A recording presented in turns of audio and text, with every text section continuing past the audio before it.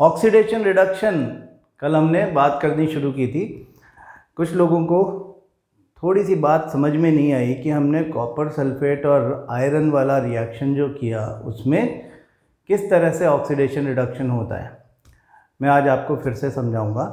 थोड़ा सा हम ये बात ध्यान रखें कि ऑक्सीडेशन रिडक्शन या रेडॉक्स रिएक्शन जो है उसमें oxidation term is used for addition of oxygen, removal of hydrogen या रिमूवल ऑफ इलेक्ट्रॉन्स, है ना।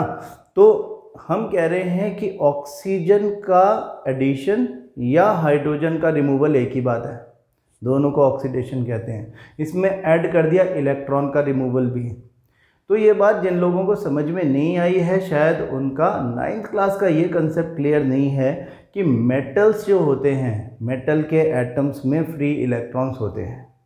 Iron is a metal, iron का रिएक्शन करवा रहे हो आप कॉपर सल्फेट के एक्वस सॉल्यूशन से, मतलब आयरन नेल को आपने कॉपर सल्फेट के एक्वस सॉल्यूशन में डाल दिया। फिर उसके बाद क्या हुआ? उसके बाद ये हुआ कि हमने उस आयरन नेल को थोड़ी देर के लिए छोड़ा जब, तो आयरन नेल पे जो आयरन मेटल था उस एलिमेंट ने अपने 2 इलेक्ट्रॉन्स रिलीज़ कर दिए। उन 2 इलेक्ट्रॉन्स को लेने के लिए कॉपर सल्फेट सॉल्यूशन में से कॉपर के आयन आए। कॉपर के आयन क्यों आए? क्योंकि कॉपर के आयंस Cu+2 को इलेक्ट्रॉन्स की ज़रूरत है स्टेबल होने के लिए, कॉपर मेटल में कन्वर्ट हो जाने के लिए। यानी Cu+2 कॉपर का आयन है, वो आयरन से 2 इलेक्ट्रॉन्स लेगा और कॉपर का एटम बना करके आयरन नेल के ऊपर ही चिपक जाएगा। आयरन नेल के ऊपर क्यों चिपक गया? क्योंकि उसको जो इलेक्ट्रॉन मिला है वो आयरन से मिला है, आयरन नेल पर जाके मिला है, तो वो अपने 2 इलेक्ट्रॉन लेकर के वहीं बैठ जाता है। और सल्फेट आयन जो है SO4-2, उस सल्फेट आयन का कॉम्बिनेशन आयरन के साथ में Fe2+ के साथ में हो जाता है, तो FeSO4 बनता है। ये बात हमने कल समझाई थी। तो इसमें ऑक्सीडेशन रिडक्शन के पॉइंट ऑफ व्यू से अगर हम देखें, ऑक्सीडेशन रिडक्शन के पॉइंट ऑफ व्यू से अगर हम देखते हैं FeSO4 को, तो हम कहते हैं कि आयरन क्योंकि इलेक्ट्रॉन्स लूज कर रहा है, आयरन में से रिमूवल ऑफ इलेक्ट्रॉन हुआ है, हाँ, इसलिए iron is oxidised. Iron is oxidised, इसका हो गया ऑक्सीडेशन। और FeSO4 जो है कॉपर सल्फेट जो है वो इलेक्ट्रॉन को गेन करता है। कहाँ गेन करता है? इलेक्ट्रॉन को गेन कॉपर करता है, इसका जो कि कॉपर सल्फेट का ही पार्ट है। तो कॉपर जो इलेक्ट्रॉन गेन कर रहा है, हम ये नहीं कहेंगे कि कॉपर ने इलेक्ट्रॉन गेन किया, हम बोलेंगे इन 2 रिएक्टेंट्स में से एक कॉपर सल्फेट ने इलेक्ट्रॉन गेन किए।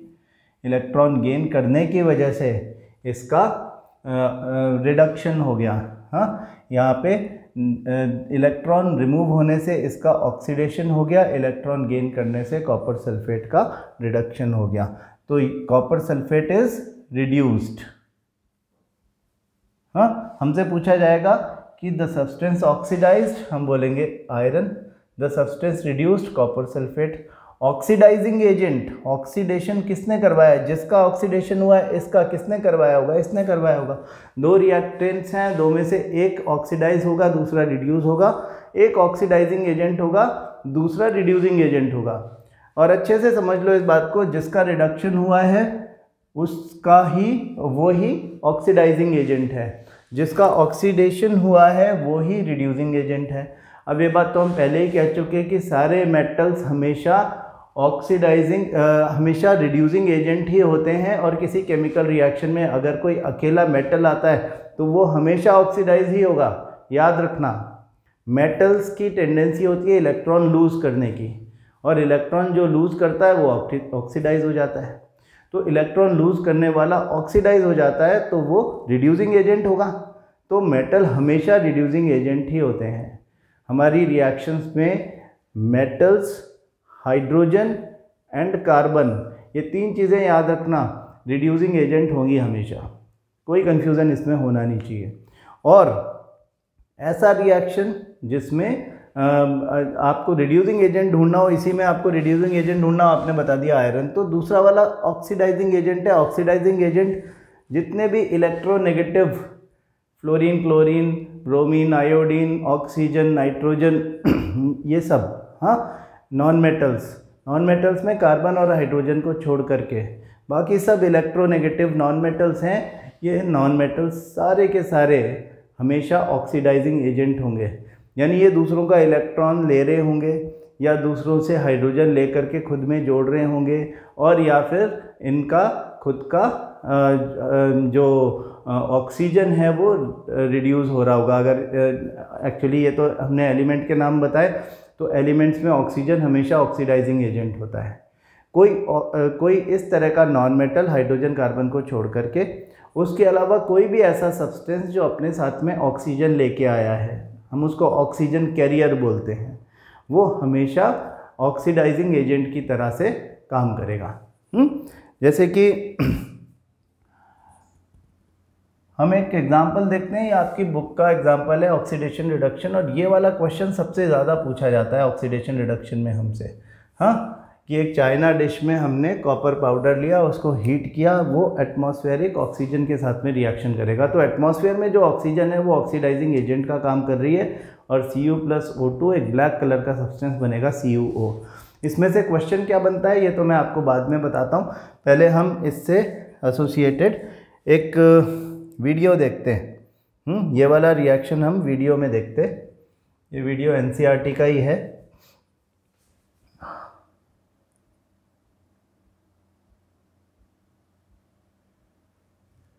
ठीक है, तो अब देखो आप इसको कि यहाँ पे कॉपर का रिएक्शन एयर, और एयर का मतलब ऑक्सीजन से है यहाँ पे, हाँ, ऑक्सीजन के साथ में रिएक्शन, एयर मतलब ऑक्सीजन। तो ये जो है ये कॉपर ऑक्साइड बेसिकली, हमारा जो कॉपर जो है वो रेडिश ब्राउन कलर का होता है, हम अभी देखेंगे। उसका जब ऑक्सीजन से रिएक्शन होता है तो ये ब्लैक कलर का कॉपर ऑक्साइड बनता है CuO। इसको हम कॉपर 2 ऑक्साइड भी बोलते हैं। कॉपर 2 ऑक्साइड इसलिए बोलते हैं कि कॉपर के ड्यूअल वैलेंसी होती है, +1 और +2। यहाँ पर इसकी वैलेंसी 2 है, इसलिए कॉपर 2 ऑक्साइड, यानी कि ऐसा कॉपर ऑक्साइड जिसमें जो कॉपर इन्वॉल्व है उसकी वैलेंसी +2 है। तो देखेंगे कि ये रिएक्शन कैसे होती है।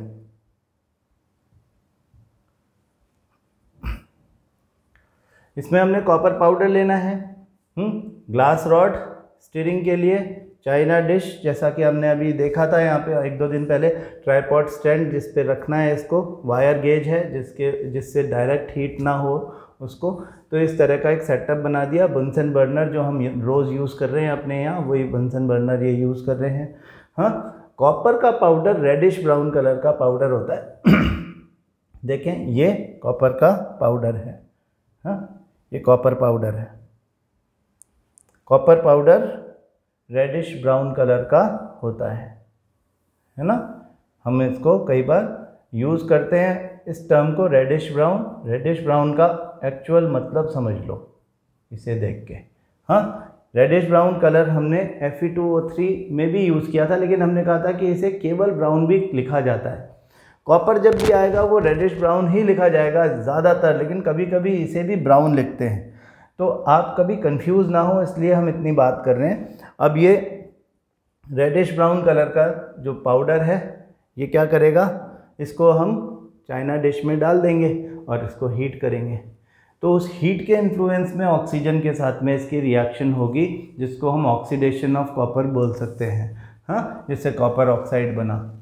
तो इसको ये बर्नर लिट कर दिया, इसको हीट कर रहे हैं।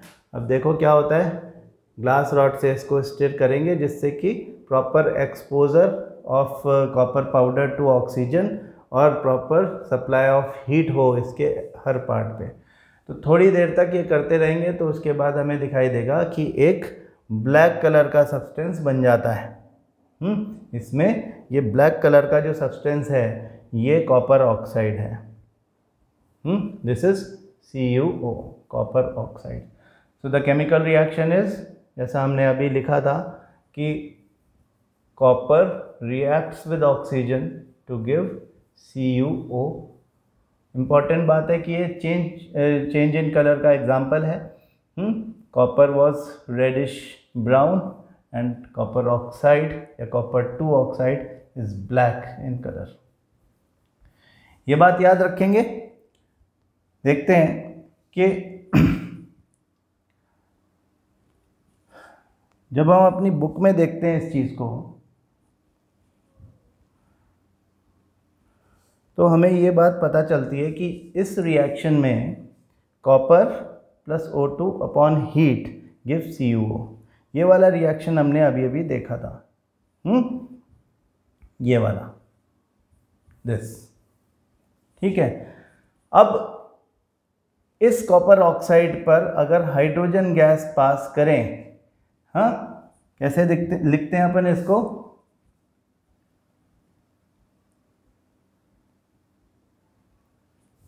पहले तो हमने क्या किया, Cu plus O2 gives CuO। This is reddish brown and this is black, this is black in colour. अब इस CuO को हम हीट करते हुए, गर्म करते हुए हाइड्रोजन गैस इस पर से पास करेंगे। जब इस पर से आप हाइड्रोजन गैस पास करोगे तो ये फिर से कॉपर में कन्वर्ट हो जाएगा, हाइड्रोजन इसकी ऑक्सीजन को निकाल लेगा। हमने कहा था कि हाइड्रोजन जो है वो रिड्यूसिंग एजेंट होता है। All the metals, carbon and hydrogen are always used as reducing agent. ये इसकी ऑक्सीजन को निकाल देगा, मतलब इसका रिडक्शन कर देगा, तो यहाँ पे वाटर बन जाएगा H2O। तो ये जो ब्लैक कलर का सब्सटेंस था ये वापस से क्या बन गया, फिर से ये बन गया रेडिश ब्राउन। अब देखो क्वेश्चन क्या पूछा जाता है हमसे कि a reddish brown coloured powder X upon reaction with air, air लिखते हैं, ऑक्सीजन नहीं लिखते हैं। हाँ, लिख सकते हैं, ऐसा नहीं कि नहीं लिखते, लेकिन क्वेश्चन कैसा आता है और कन्फ्यूज़न हो जाती है, तो इसलिए कन्फ्यूज़न ना हो इसलिए मैं ये बात बता रहा हूँ आपको कि reddish brown powder is reacted with, यहाँ पे भी अपन ने हीट करी थी, हाँ, रिएक्टेड विद एयर और expose to air upon heating gives a black coloured substance Y। Identify X and Y and write down a balanced chemical equation। तो इसको हम बैलेंस कर देंगे, यहाँ पे ऑक्सीजन को 2 करने के लिए इधर 2 लिखेंगे, फिर कॉपर को 2 करने के लिए यहाँ पे 2 लिख देंगे, बैलेंस हो गई। हाँ, ऐसा ही होगा। तो X और Y आइडेंटिफाई करना ईजी है हमारे लिए कि X रेडिश ब्राउन कलर का पाउडर है, गर्म किया तो ब्लैक कलर का सब्सटेंस, केवल एक ही जगह दिख रही है ऐसी रिएक्शन और कोई नहीं देखी हमने। तो आप यहाँ पे तो ये X एंड Y को आइडेंटिफाई कर दोगे कि X is copper and Y is copper 2 oxide. हाँ, हाउ टू रीऑब्टेन, इस क्वेश्चन का नेक्स्ट पार्ट है, how to reobtain the reddish brown colour from this black coloured substance. Y से X फिर से कैसे लेंगे कि upon passing hydrogen to Y the X is regained. This is actually reduction of copper oxide by hydrogen gas. Hydrogen is a reducing agent. अब इस reaction में आप देख लें कि कॉपर ऑक्साइड जो है वो क्या है, कॉपर ऑक्साइड का रिडक्शन हो गया, द सब्सटेंस रिड्यूस्ड। हम क्या लिखते हैं, copper oxide is the substance reduced, मतलब जिसका रिडक्शन हुआ है। एंड जो सब्सटेंस रिड्यूस्ड होता है वो ही ऑक्सीडाइजिंग एजेंट होता है। ये ऑक्सीजन कैरियर भी है, अपने साथ ऑक्सीजन लेके आया है। हम ये भी कह सकते हैं कि CuO ने इसको ऑक्सीजन दे करके इसका ऑक्सीडेशन कर दिया। हाँ, तो ये ऑक्सीडाइजिंग एजेंट है, जिसने ऑक्सीडेशन किया है वो ऑक्सीडाइजिंग, ध्यान से सुनो इस बात को, जिसने ऑक्सीडेशन किया है वो ऑक्सीडाइजिंग एजेंट है। कॉपर सल्फेट ने आयरन का इलेक्ट्रॉन निकलवा दिया, आयरन का ऑक्सीडेशन हो गया, तो हम कहते हैं कि कॉपर सल्फेट ऑक्सीडाइजिंग एजेंट है। हाँ, ऐसे ही अगर ये ऑक्सीडाइजिंग एजेंट है तो इसने क्या किया, ऑक्सीजन दे दिया हाइड्रोजन को। हाइड्रोजन को अगर इसने ऑक्सीजन दे दिया तो हाइड्रोजन ऑक्सीडाइज हो गया। तो हाइड्रोजन इज द सब्सटेंस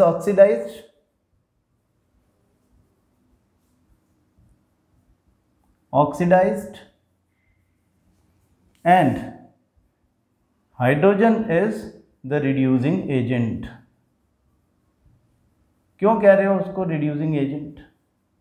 क्योंकि हाइड्रोजन ने इस रिएक्शन में कॉपर ऑक्साइड का रिडक्शन किया। हाइड्रोजन ने इस रिएक्शन में कॉपर ऑक्साइड की ऑक्सीजन छीन ली, ऑक्सीजन रिमूव करवा दी। कॉपर ऑक्साइड से जो ऑक्सीजन रिमूव करवा दे वो कॉपर ऑक्साइड का रिडक्शन कर रहा है। जो कॉपर ऑक्साइड का रिडक्शन कर रहा है वो रिड्यूसिंग एजेंट है। ठीक है, तो all the metals hydrogen and carbon are always reducing agents, ये बात याद रखना। हाँ, किसी रिएक्शन में हाइड्रोजन दिख जाए अकेला, समझ जाओ कि ये रिड्यूसिंग एजेंट है। ऑक्सीजन दिख जाए तो समझ लो वो ऑक्सीडाइजिंग एजेंट है। मेटल दिख जाए तो रिड्यूसिंग एजेंट है। ऊपर वाली रिएक्शन देखो, simple reaction Cu+O2 Mg+O2 type की रिएक्शन है। तो मैग्नीशियम जैसे वहाँ पे मेटल था, यहाँ पे कॉपर मेटल है, और metals are always reducing agent. और जो रिड्यूसिंग एजेंट होता है वो ही ऑक्सीडाइज होता है। कॉपर में एडिशन ऑफ ऑक्सीजन हुआ है, इसलिए कॉपर यहाँ पर ऑक्सीडाइज हुआ है। तो substance oxidised copper, reducing agent copper. Oxygen oxidising agent ही होता है, क्योंकि ऑक्सीजन में ऑक्सीजन ऐड नहीं होगी, ऑक्सीजन जाके कहीं और ऐड होगी, तभी रिएक्शन होगा। तो ऑक्सीजन क्या है? ऑक्सीजन इज ऑक्सीडाइजिंग एजेंट, और जो ऑक्सीडाइजिंग एजेंट होता है वो खुद रिड्यूस हो जाता है। हाँ, तो फिर से देखें इस वाली रिएक्शन को हमारी बुक में। हाँ, रिएक्शन आपने देख लिया। Heat a china dish containing about 1 gram copper powder, what do you observe? The surface of copper powder becomes coated with black copper 2 oxide. इसको हम क्या कह रहे हैं? Copper 2 oxide. हाँ, copper oxide. Why has this black substance formed? क्योंकि यहाँ पर ऑक्सीडेशन ऑफ कॉपर हो गया है। Oxygen is added to copper, that means addition of oxidation of copper and copper oxide is formed. If hydrogen gas is passed over this heated material CuO, the black coating of the surface turns brown as the reverse reaction takes place and copper is obtained। यहाँ पे तो CuO plus H2 hydrogen के साथ में जब reaction हुआ तो इसने इस ऑक्सीजन को ले लिया। हाँ, जैसा हमने अभी देखा। तो ये रिएक्शंस एक साथ किसी क्वेश्चन के फॉर्म में आती हैं, जैसा मैंने आपको बताया।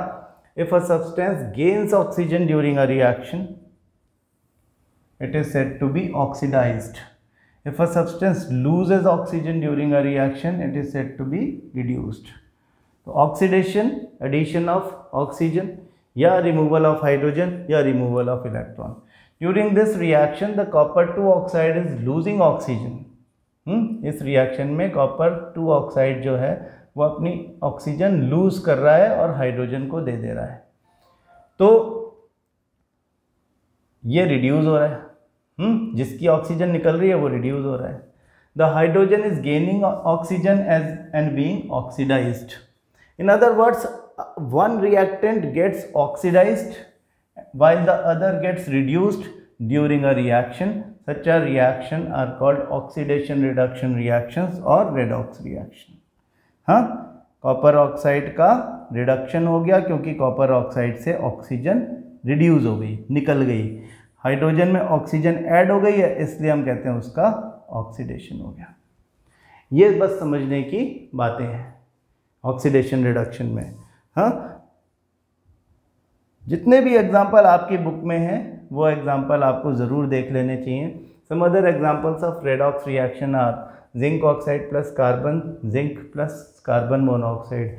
ये रिएक्शन अदरवाइज भी हमारे मेटल्स नॉन मेटल्स में जब हम मेटलर्जिकल रिएक्शंस पढ़ेंगे वहाँ पर ये काम की रिएक्शन है। यहाँ पे जिंक का ऑक्साइड है, जिंक ऑक्साइड से जिंक मेटल बनाने के लिए इसको यूज़ किया जाता है, और हम यहाँ पर क्या कर रहे हैं, कार्बन यूज़ कर रहे हैं। ये कार्बन बेसिकली रिड्यूसिंग एजेंट की तरह से यूज़ किया जाता है मेटलर्जिकल प्रोसेसेस में। मेटलर्जिकल प्रोसेसेस का मतलब ये होता है कि आपने मेटल ऑब्टेन करनी है फ्रॉम देयर ओर्स। और मतलब ऐसे मेटल कंपाउंड जिनमें से प्रॉफिटेबली या कन्वीनियंटली मेटल को एक्सट्रैक्ट किया जा सकता है। तो ड्यूरिंग एक्सट्रैक्शन ऑफ मेटल आपके पास में अगर मेटल का ऑक्साइड आ गया, या तो आपके पास पहले से मेटल का ऑक्साइड होगा, जैसे एल्यूमिनियम ऑक्साइड होता है, पहले से ही नेचर में ऐसा ही मिलता है, हम उसको बॉक्साइड बोलते हैं। या फिर जिंक कार्बोनेट, जैसे कि जिंक ऑक्साइड तो हमको नेचर में मिलता नहीं है, तो जिंक कार्बोनेट की फॉर्म में मिलता है, हम उसको कैलामाइन बोलते हैं। या जिंक का सल्फाइड मिलता है, उसको हम जिंक ब्लेंड बोलते हैं। तो जिंक ब्लेंड या कैलामाइन से हम डिफरेंट केमिकल रिएक्शन करके हम मेटल नॉन मेटल में पढ़ेंगे जिंक ऑक्साइड बना लेते हैं पहले तो। फिर उस जिंक ऑक्साइड में से ऑक्सीजन बाहर निकालनी है तो we require a reducing agent. तो यहाँ पे हम कार्बन का पाउडर लेकर के आते हैं और इसके साथ में हीट कर देते हैं। तो ये जो कार्बन होता है ये इसकी ऑक्सीजन को निकाल लेता है और कार्बन मोनोऑक्साइड बनता है। ध्यान रखें यहाँ पे कार्बन डाइऑक्साइड नहीं बन रहा, कार्बन मोनोऑक्साइड बन रहा है। हाँ, और जिंक आपको मिल जाती है जिसके लिए आप ये प्रोसेस कर रहे थे।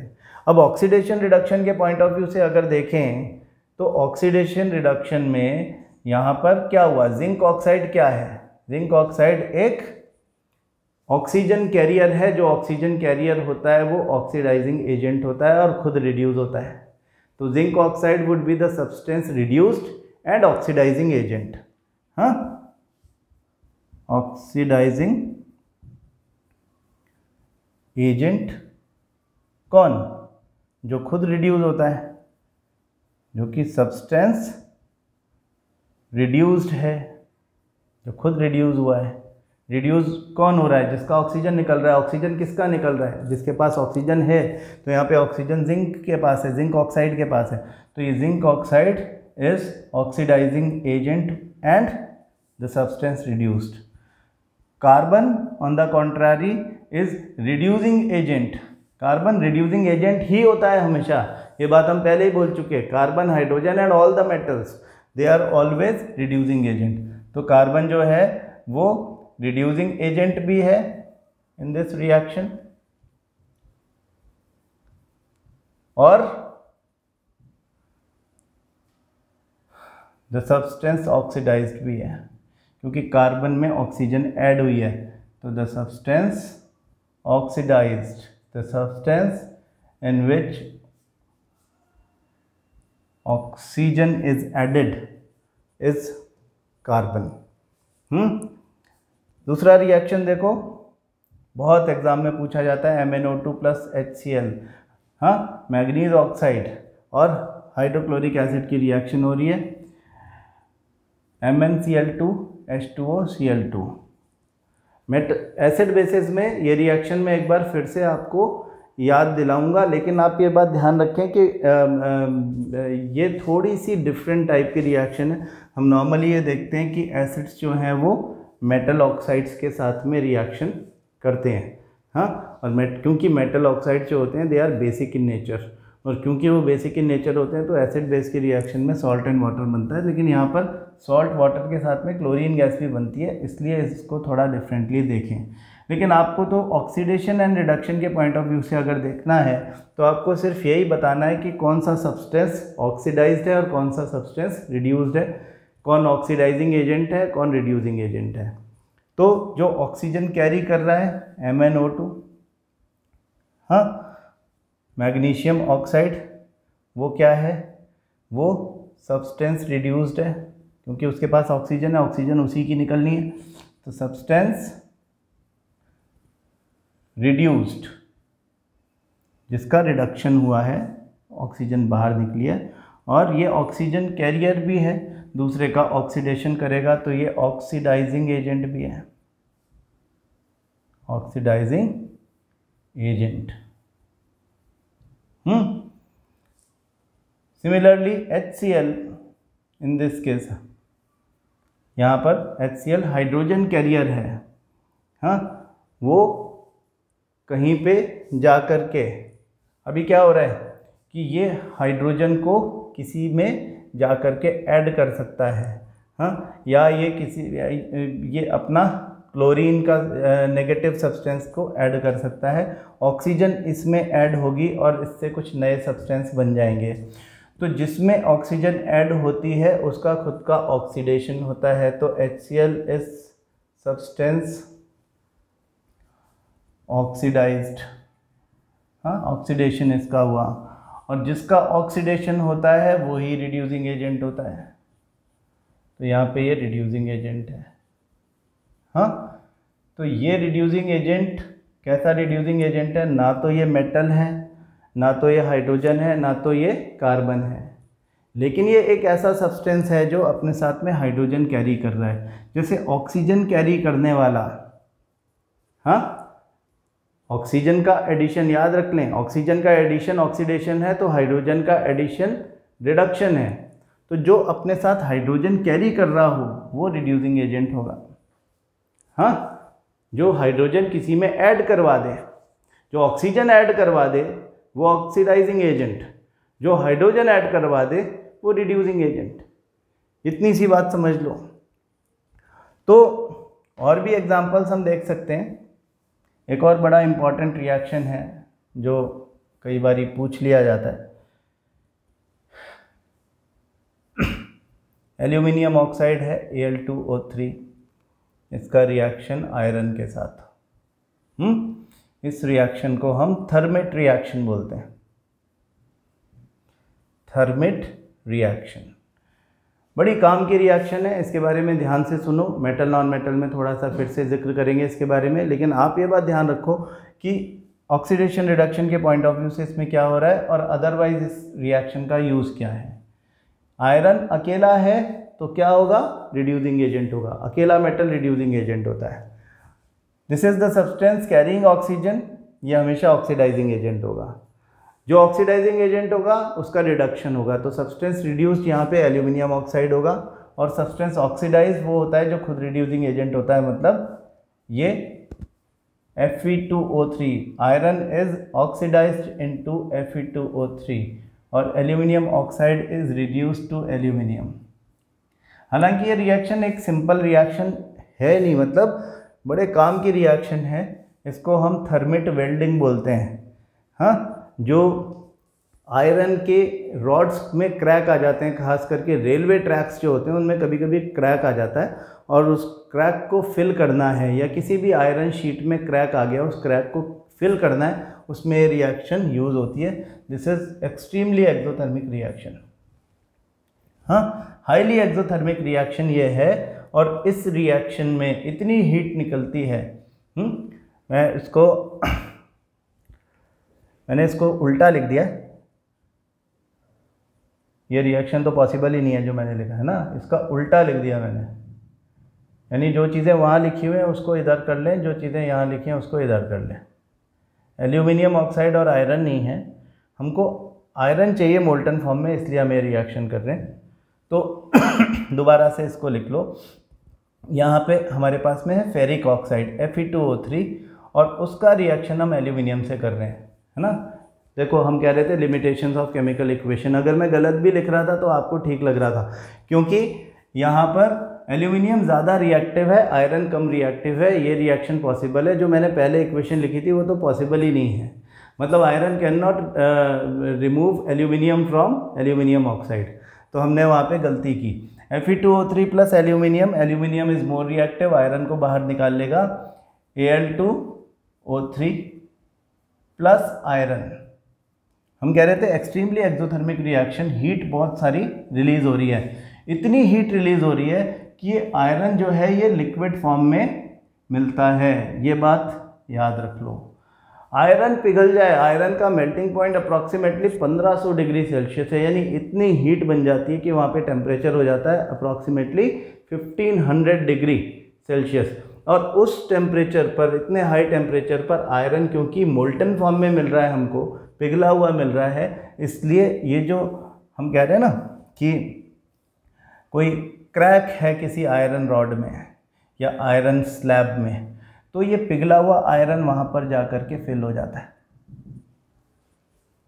और ये एटमॉस्फेयर में आकर के, मतलब कि atmospheric temperature is very less, कितनी भी गर्मी हो 50 डिग्री सेल्सियस से ज़्यादा नहीं हो सकता एटमॉस्फेरिक टेम्परेचर, तो वहाँ पे आकर के इसके लिए तो 1500 डिग्री सेल्सियस के कंपैरिजन में 50 डिग्री भी ठंडा है ना।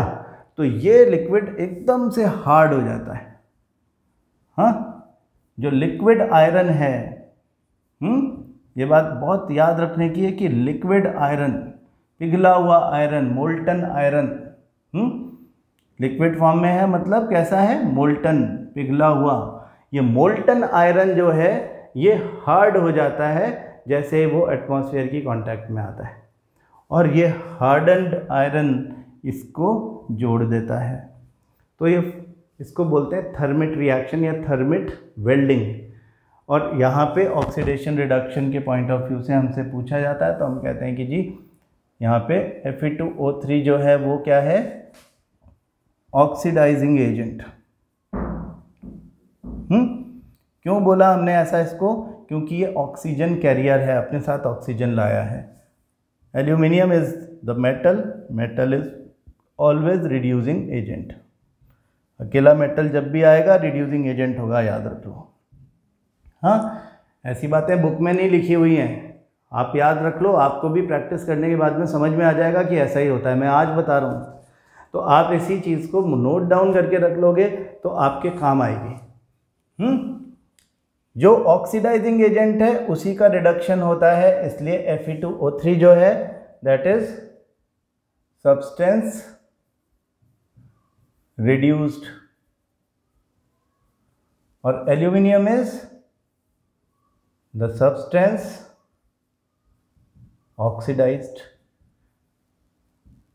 है ना। सब्सटेंस ऑक्सीडाइज्ड कौन होगा, जो खुद रिड्यूसिंग एजेंट होगा। तो ये बातें ऑक्सीडेशन रिडक्शन से रिलेटेड है। ऑक्सीडेशन रिडक्शन के सब एग्जाम्पल, बहुत ज़्यादा एग्जाम्पल नहीं है, this is the most important question, ध्यान रखें। हाँ, ये क्वेश्चन बहुत ज़्यादा एग्जाम में पूछा जाता है, उसी फॉर्म में जिस फॉर्म में मैं आपको बता रहा था। From the above examples we can say that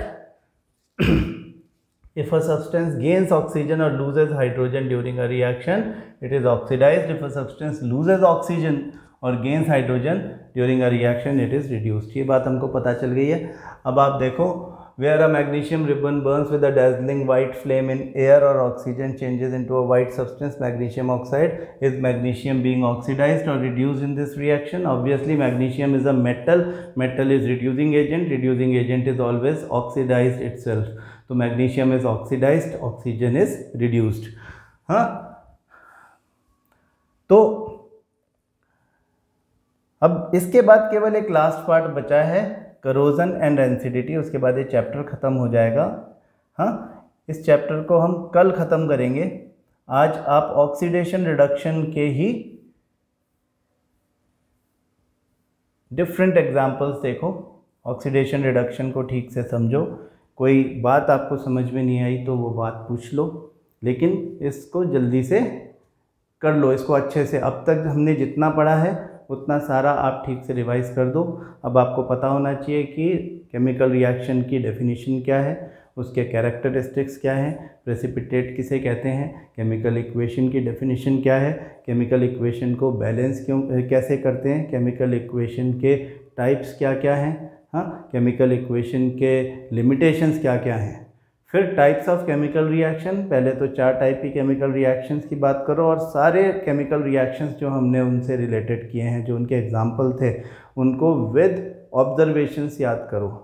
यानी कॉम्बिनेशन रिएक्शन में हमने मैग्नीशियम रिबन का कंबशन पढ़ा है और कैल्शियम ऑक्साइड प्लस वाटर पढ़ा है, तो उससे रिलेटेड जो भी बातें हुई हैं आपको याद होना चाहिए, खास करके ऑब्जर्वेशंस। फिर डिकम्पोजिशन रिएक्शन में, थर्मल डिकम्पोजिशन में 3 रिएक्शन पढ़ी, लेड नाइट्रेट का डिकम्पोजिशन, फेरस सल्फेट का डिकम्पोजिशन और कैल्शियम कार्बोनेट का डिकम्पोजिशन। हाँ, एक वॉल्केनो हमने करा था, वो आपकी बुक में नहीं है, इसलिए आप उसको साइड में भी रख सकते हो। केमिकल वॉल्केनो जो था अमोनियम डाइक्रोमेट का थर्मल डिकम्पोजिशन। उसके अलावा photolysis, silver bromide and silver chloride का exposure to sunlight and ultimately conversion into metal and respective gases. और इलेक्ट्रोलिसिस, वाटर का इलेक्ट्रोलिसिस या हाइड्रोलिसिस हमने देखा। हाँ, सिंगल डिस्प्लेसमेंट रिएक्शन, उसमें हमने देखा कि आयरन की कॉपर सल्फेट एक्वा सॉल्यूशन के साथ में रिएक्शन या जिंक की कॉपर सल्फेट एक्वा सॉल्यूशन के साथ में रिएक्शन सिंगल डिस्प्लेसमेंट रिएक्शन है। हाँ, या लेड का रिएक्शन हमने देखा कॉपर क्लोराइड के साथ में किस तरह से लेड क्लोराइड वाइट कलर का प्रेसिपिटेट बनता है। और पहले वो ग्रीन कलर का सब्सटेंस था, कॉपर यहाँ पे रेडिश ब्राउन कलर का लेड के ऊपर डिपॉजिट हो जाता है। तो ये रिएक्शन सिंगल डिस्प्लेसमेंट थी। डबल डिस्प्लेसमेंट रिएक्शन में हमने सिर्फ 2 रिएक्शन देखी। एक रिएक्शन थी लेड नाइट्रेट और पोटेशियम आयोडाइड का, जिसको आपने कल के रिएक्शन में एक्सपेरिमेंट देखा था, येलो कलर का प्रेसिपिटेट बना था इंस्टेंटेनियसली, हाँ, लेड आयोडाइड। और उसके अलावा दूसरा रिएक्शन था बेरियम क्लोराइड और सोडियम सल्फेट का, जिससे वाइट कलर का प्रेसिपिटेट बनता है बेरियम सल्फेट। तो ये टाइप्स ऑफ केमिकल रिएक्शन है। उसके अलावा ऑक्सीडेशन रिडक्शन है। यहाँ तक आप अच्छे से पढ़ लो। ये केमिकल रिएक्शन चैप्टर कल आपका ख़त्म हो जाएगा। इसमें हम application of chemical reaction, application of redox पढ़ेंगे, जिसमें करोजन और रेंसिडिटी के बारे में बात करेंगे, और फिर आपका ये चैप्टर कल ख़त्म हो जाएगा। ठीक है, तो आप इसको अच्छे से यहाँ तक अप टू ऑक्सीडेशन रिडक्शन आप अच्छे से पढ़ लो, और फिर उसके अलावा जो भी क्वेश्चन है वो व्हाट्सएप पे पूछो, फ़ोन करके पूछो। हाँ, कोई भी डाउट है क्लियर हो जाएगा। Thank you.